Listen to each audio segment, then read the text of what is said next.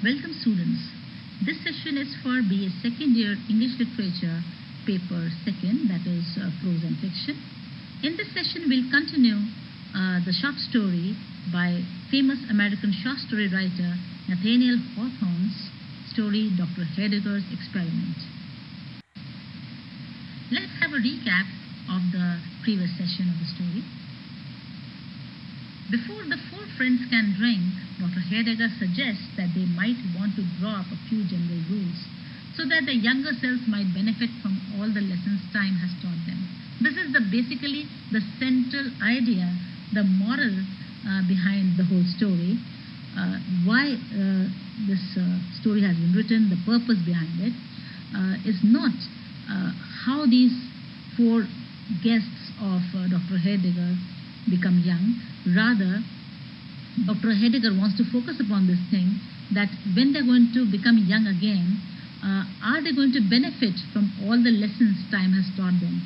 So the whole experience of life that they have at their back, will that be useful to them? Are they going to learn something from it? Or are they going to present to the younger generation a better example of virtuousness and wisdom? But the friends only laugh at doctor's advice, thinking it ridiculous that they would ever forget the lessons they had learned. Because they think that this question at this moment is quite ridiculous. Everybody who has committed a mistake in their life and learnt a lesson from life doesn't commit the same mistakes when given a next chance. The story isn't interested in how the four characters become young, whether through magic or drunkenness, but rather in what they do once they believe themselves young. So by making it unclear how they became young, the story pushes those sorts of questions to the side and brings the moral question front and center. When the four friends drink water, instantly their whole bodies seem younger, their hair grows darker. So this is the effect of water on them, and they start becoming young, and their hair also starts becoming dark. Widow checks the mirror for her reflection. It is worth noting that even the reliability of the mirror has been compromised, since it too has been described as being enchanted. But we know, as readers, that in the beginning, this mirror has also been described as enchanted, that the former patients, the spirits of Dr. Heidegger's patients, they live in that mirror, on the edges of the mirror. So you just can't rely on what mirror reflects. So here we see that there's a strange mixture of magic as well as science, and here the important question which the readers need to focus on, which is front and center of the whole story, is that how they are going to exactly behave once they are given a second chance to become young in their life. Let's continue with this interesting story. Mr. Gascoigne's mind seemed to run on political topics, but whether relating to the past, present or future could not easily be determined, since the same ideas and phrases have been in vogue these 50 years. We see that this water of youth has brought these four guests of Dr. Heidegger back to their youth age, and they are behaving in the same manner the way they behaved when they were previously young. So Mr. Gascoigne, as we know, was a politician. He again starts thinking on political topics, and these topics were from the past, present or future one cannot know, because writer in a very humorous tone says that the same ideas have been in vogue these 50 years. So one cannot say that these ideas are from the past, present or future. Now he rattled forth full-throated sentences about patriotism, national glory and people's right. We see that this politician, he starts again speaking like a politician, talking about patriotism, national glory and people's right. Now he muttered some perilous stuff or other in a sly and doubtful whisper, so cautiously that even his own conscience could scarcely catch the secret. We see that Mr. Gascoigne is behaving just like a politician. He talks in a very doubtful way, in a whispering manner, and he's so cautious that his secrets cannot be known even by his own conscience. And he is now speaking in measured accents and deeply differential tone, as if a royal ear were listening to his well-turned periods. He is absolutely behaving like a politician. He is speaking in a deferential tone, in a very respectful manner, as if some royal person is listening to his speech. And as politicians, he uses periods for his speech. Colonel Killigrew, all this time, had been trawling forth a jolly bottle song. As we know, Colonel Killigrew, in his previous youth time, wasted his time in sinful pleasures. Now also, he is singing a bottle song and ringing his glass in symphony. He is still spending in time in all merry-making, singing and creating music with his glass, with the chorus, while his eyes wander towards the buxom figure of Widow Wycherley. Singing this song, he is admiring the figure of Widow Wycherley, who is looking at herself in the glass, in the mirror. On the other side of the table, Mr. Medbourne was involved in calculations of dollars and cents. And we know that Mr. Medbourne was a businessman, and as he's given back his youth, he's again involved in the same work. He is calculating dollars and cents, with which was strangely intermingled a project for supplying the East Indies with ice by harnessing a team of whales to the polar icebergs. So he's thinking on all sorts of new projects, how he can make money and what supply he should do. As for the Widow Wycherley, she stood before the mirror, curtsying and simpering to her own image. She is so much admiring herself that she is curtsying and she is simpering. She is somewhere smiling to her own image in the mirror and greeting it as a friend whom she loved better than all the world beside. She is loving her image, her youthful image in the mirror so much that she considers her own image as a friend whom she loved better than any world. She thrust her face close to the glass to see whether some long remembered wrinkle or a crowfoot had indeed vanished.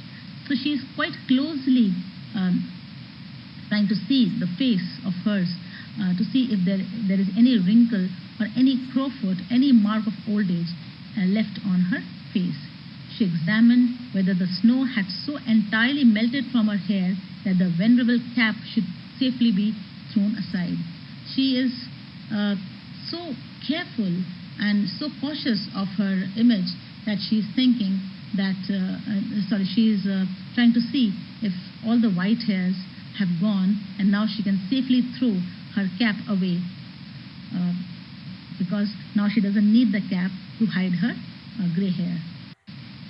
At last, turning briskly away, she came with a sort of dancing step to the table. "My dear old doctor," cried she, "pray favour me with another glass."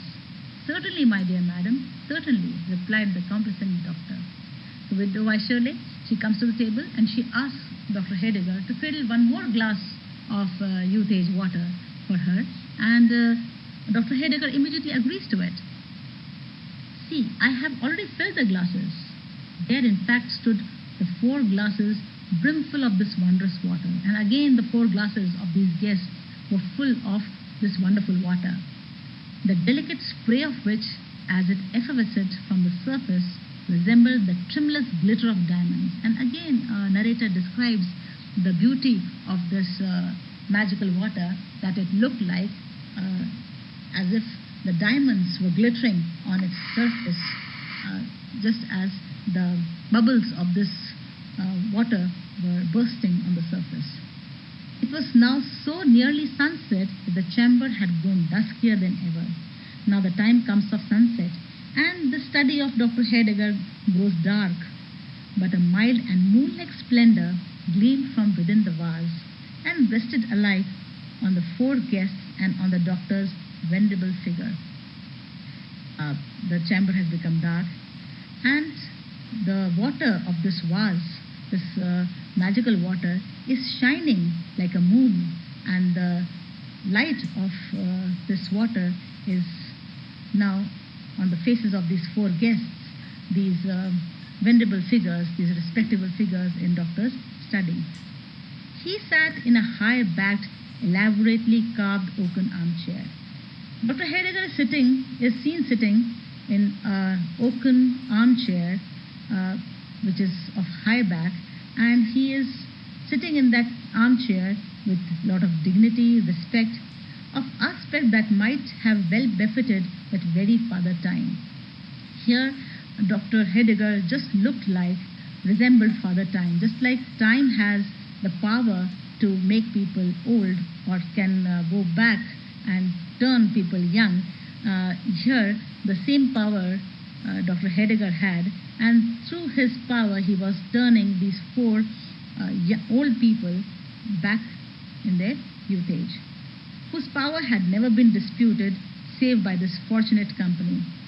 Time is so powerful that nobody can dispute the time of power. What time takes away, nobody can bring it back.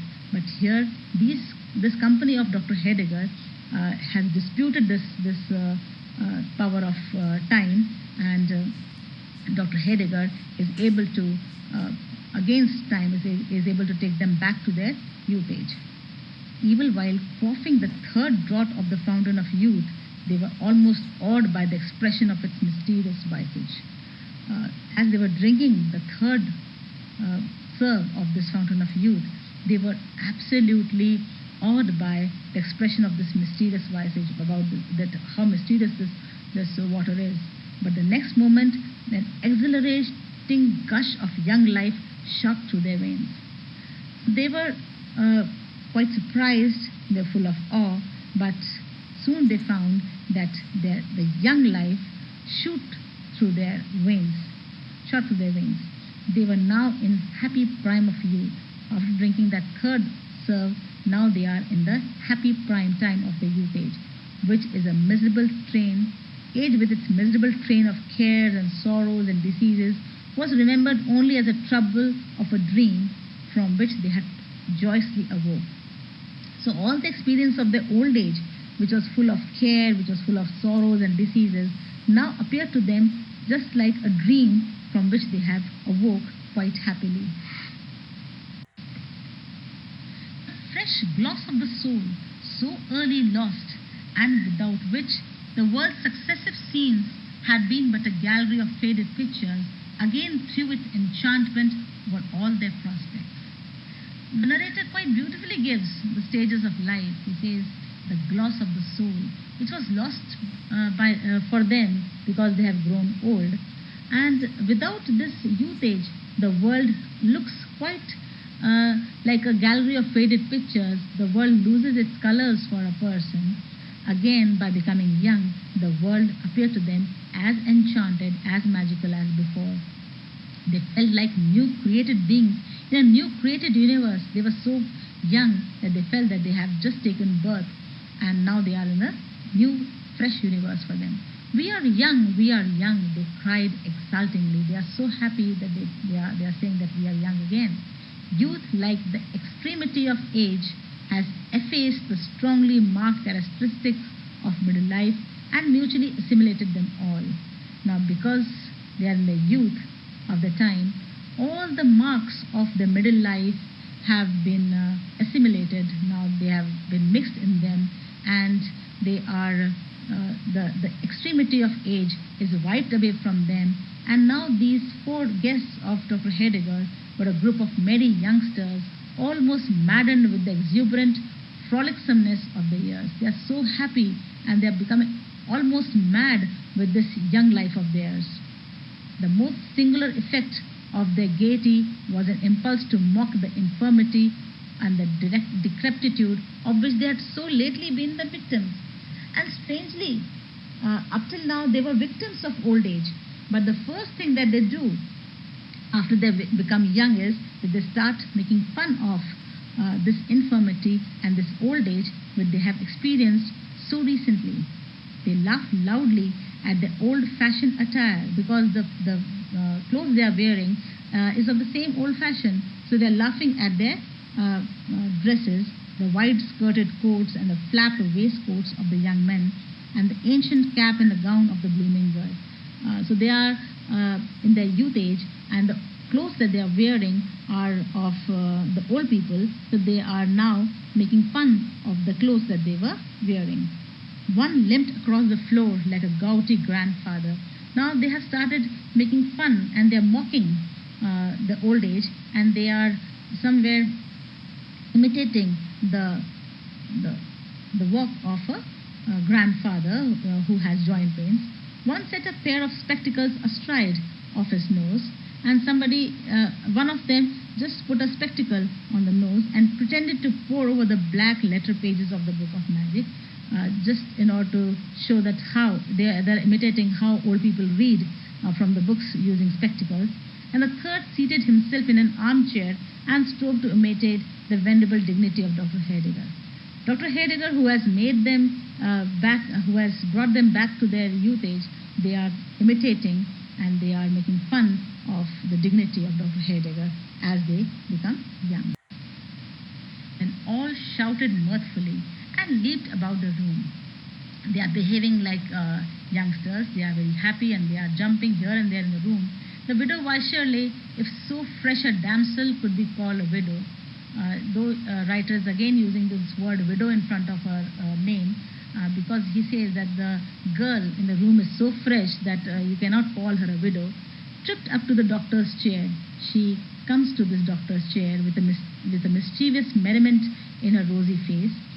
She has mischief in her eyes, and she is very happy that this can be seen on her rosy face. And what she says is, "Doctor, you dear old soul," cried she, "get up and dance with me." She also mocks Dr. Heidegger and says that you are old soul, but you come up and dance with me. And then the four young people laughed louder than ever to think what a queer figure the poor old doctor would cut. And now these four gentlemen are making fun of Dr. Heidegger, that how funny he'll look dancing with this young girl, that is Weischerle. "Pray excuse me," answered the doctor quietly. He says, "Just excuse me. I am old and rheumatic, and my dancing days were over long ago." He says, "I'm having joint pains, and my dancing days are gone long back. But either of these gay young gentlemen will be glad of so pretty a partner." He says, "Take anyone as your partner. These are three young gentlemen, and they'll be very happy to make you a dance partner." "Dance with me, Clara," said Colonel Killigrew.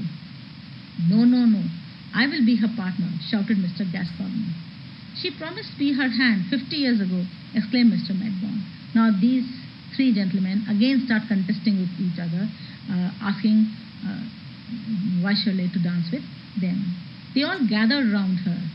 One caught both her hands in his passionate grasp, the other threw his arms about her waist, the third buried his hand among the glossy curls that clustered beneath the widow's cap.